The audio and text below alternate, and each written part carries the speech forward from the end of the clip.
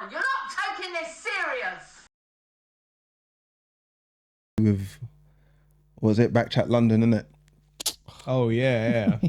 So that's basically what that would have been coming out. That would come out yesterday, so that would have been on the 5th, and it's not going to come out until the following week. But I'm gonna try drop some shorts. Just in between now. Yeah. While this is going, but we have to talk about this business because from my point of view, I see a man that doesn't know how to be able to articulate himself in those areas to get his point across, and because there's a lot of pain and anger in what he's saying. I don't necessarily agree with the first part he was saying, right, black women need to be put in their place, but I think I understand what he was trying to say and where he was coming from. It's just the type of people, the black women that he may have seen in his life have given him aggro and probably don't want to listen to him. Well, didn't want to listen to him. I watched most of the BKChat thing. I watched majority of the episodes and I see where he was coming from, but you've got to know how to talk to everybody, fam. Like, you've got to know how to articulate, say, get your point across, because shouting and screaming is all we're usually good at doing, unfortunately. And that's what our Afro-Caribbean ethnicity and demographic are known for doing, is shouting and screaming and not getting our real point across. So, quick question, what are you talking about specifically for those who don't know? Because actually, well, I thought people would know. If I say BKChat London, usually the people that watch our podcast usually are watching them kind of things, innit? However, but what happened is, so Ginge, he's off Pen Game. He's also a friend of the studio. He came and did a skit for us here, so he's helpful. So I do know him a bit personally. Was explaining why he doesn't necessarily date women of his own ethnicity. People love to call it race, but it's not race, ethnicity. And he was given more generalized reasons why he wouldn't do it. Do you understand? So why black women may be too boisterous, loud, aggressive. He doesn't like those kind of traits or qualities of those people. But you can't generalize for everybody. Right. That's just the people that you've met. So he started getting angry when they started getting pushback of them saying, it's self-hatred, you don't love yourself. Okay. So if you're not, how can you not love black women? That means you're looking at yourself and you're not seeing yourself in a place of love. And then he pushed back on that, but wasn't happy about that one. And then he's come for the typical, the most common cuss that they used to go towards black women. It's gone to their hair, innit? It's gone to their hair. Okay. Yeah, and he's saying, long day. and as soon as you say that, red mist is going to come down on every single person in that audience, whoever you're talking to on the panel, and they're just going to gang up on you, because we know what happens when you talk about black women and their hair, because it goes back to slavery, from when they had their hair cut off to show that you're meant to be weaker and lesser than. And that's certain people always want to know certain things about history, but they don't want to know everything about history. But the stuff that really will hurts them, they will want to find out their reasons. You know what I mean? So don't do that. However, I'm not too far away from what he says. I can't stand wigs, weaves, fake hair, synthetic hair, extensions, everything that's not yours. If it's not yours and you've on your head, I'm not really a preference of mine. And now I'm going to go that way, because women have preferences of men. They want 6 foot, they want man with money. My preference is natural hair. And I know his preference is natural hair, but the way he went about saying it was not good at all. Right. So, Jamie. Boy. There's a lot to digest and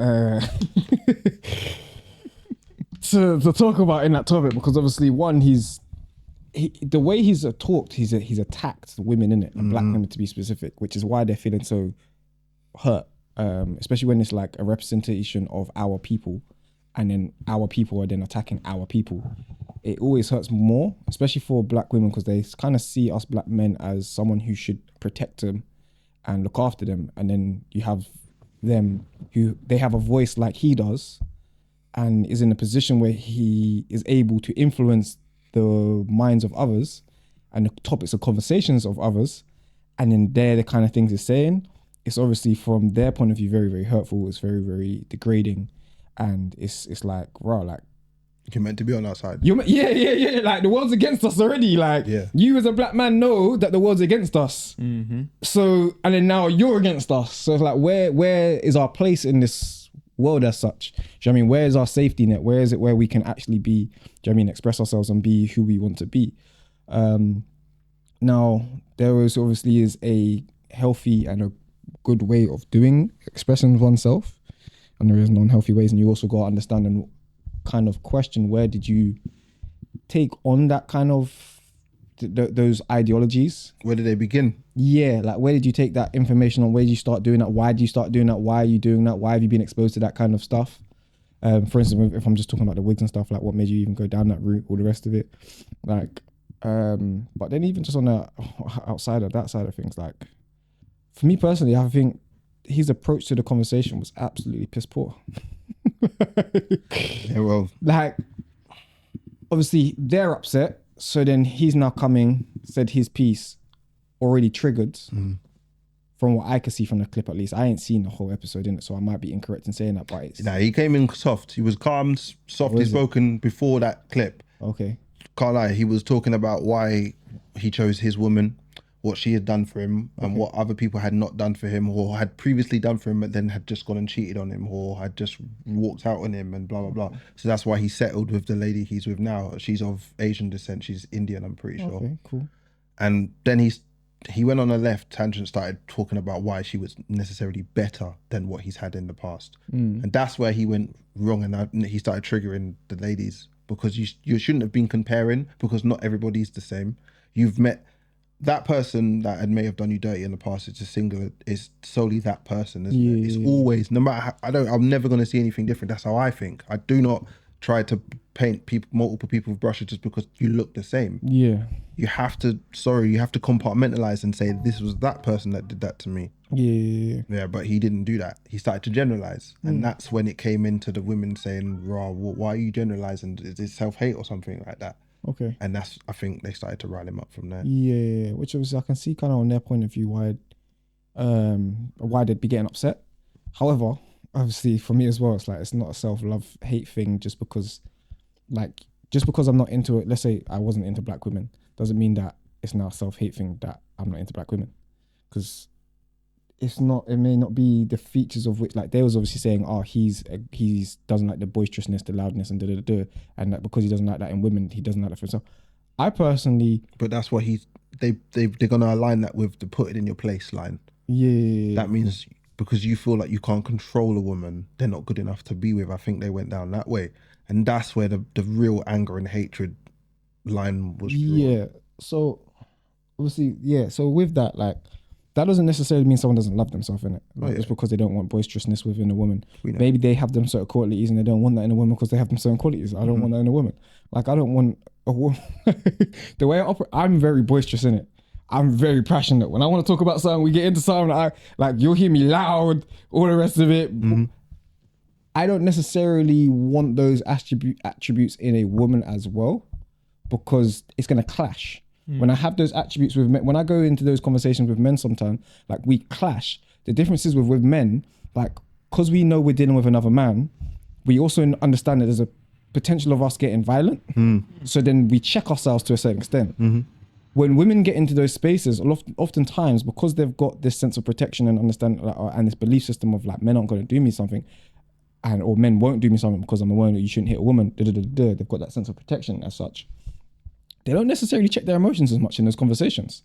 So the stuff That's they a good may way say, to explain it, to be fair. the stuff they say sometimes is very outrageous and very, very triggering for us men to then have to deal with. And we're meant to deal with it. And we're meant to deal with it. And if we don't deal with it, we're looked as weak. We're very weak. And then obviously it can then end up us spiraling into saying something as outrageous as in Take your horrible wig off. context. Take your wig off. Take your thing off. Taking your wig off.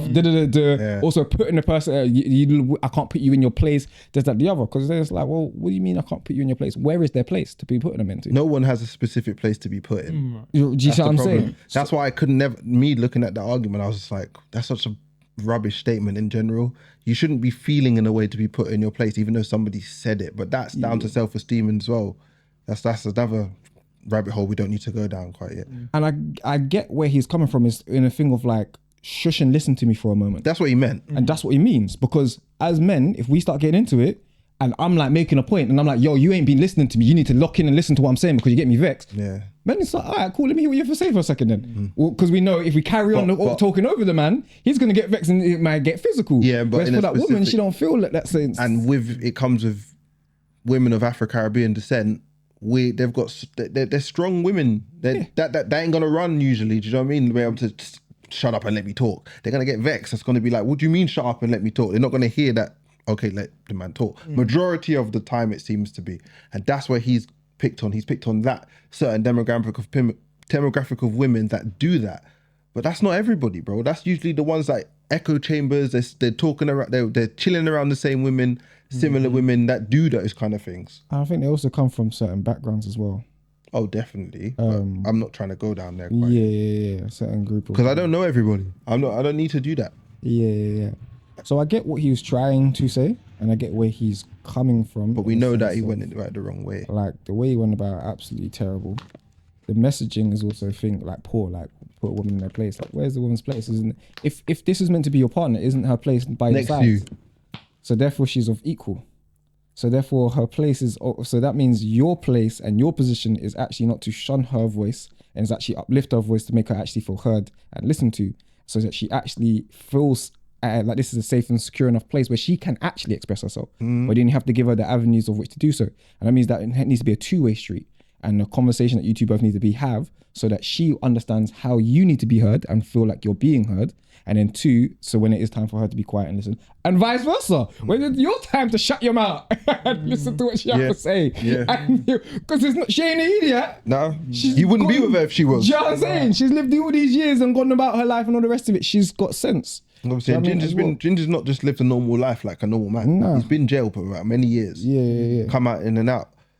But another thing I just wanted to understand, I know he's Rastafarian.